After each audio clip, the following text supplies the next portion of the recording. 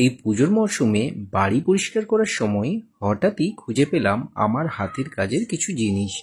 আমি ছোটবেলায় এগুলো বানিয়েছি। অনেকদিন ধরে একই জায়গায় শেডের উপরে রেখে দেওয়ার জন্য প্রায় নষ্ট হয়ে গেছে। আমি সেগুলোই সেই জায়গা থেকে পেড়ে হালকা করে পরিষ্কার করে একটা ভিডিও করে নিলাম।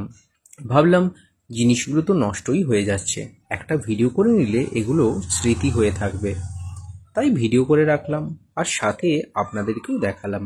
এই ছোট্ট ছোট্ট হাতের কাজের জিনিসগুলো আপনারাই দেখে বলুন কেমন লাগছে।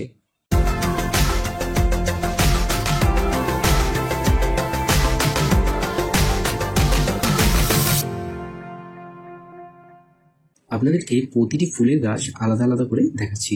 এই গাছটি বানিয়েছিলাম নারকেল গাছের শিকড় ও ছোট ছোট গাছের পাতা দিয়ে, সাথে কিছু থার্মোকলের ফুলও বানিয়ে নিয়েছিলাম। গাছের পাতা ও শিকড়টি হালকা করে রং করেছিলাম। গাছটি লাগিয়েছিলাম একটি ছোট্ট ফেভিকলের কৌটোর উপর এবং মাটির টেক্সচারটি বানিয়েছিলাম কাঠের গুঁড়ি দিয়ে। অনেকদিন একই জায়গায় পড়ে থাকার জন্য অনেক থার্মোকলের ফুল ভেঙে গিয়ে নষ্ট হয়ে গেছে।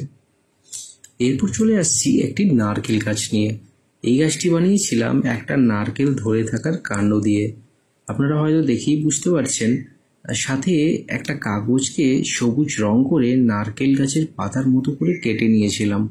পুরোপুরি হয়তো নারকেল গাছের পাতা মনে হচ্ছে না, দেখে হয়তো খেজুরের পাতা মনে হচ্ছে, কিন্তু তখনকার সময় এতটা আন্দাজ করে বানাতে পারিনি।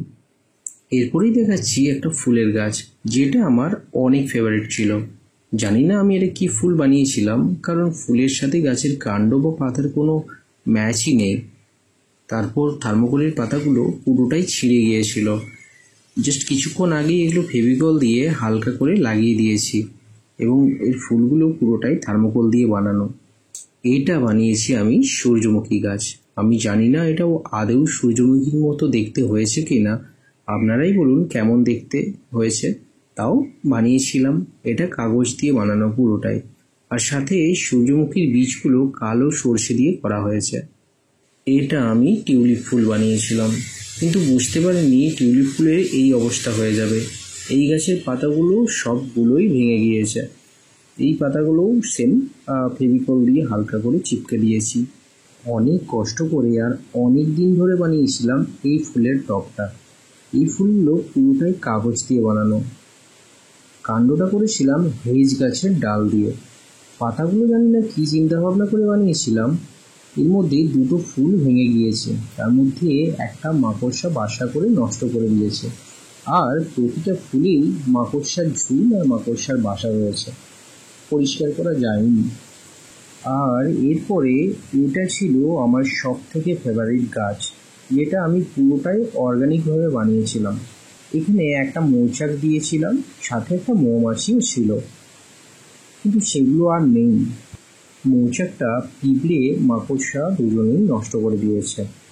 সাথে ছোট ছোট ফুলগুলো দিয়েছিলাম, বিভিন্ন গাছের আলাদা ফুল।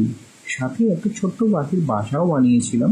ছোট্ট পাখিটি হলো কাগজের, আর ডিমগুলো ছিল থার্মোকলের বল। বাসাটি করেছিলাম সুপরি উপরের খোলটি দিয়ে। এছাড়াও বিভিন্ন গাছের ছোট ছোট লতা দিয়েছিলাম ও ছোট ছোট পাতাগুলি ছিল কাগজের।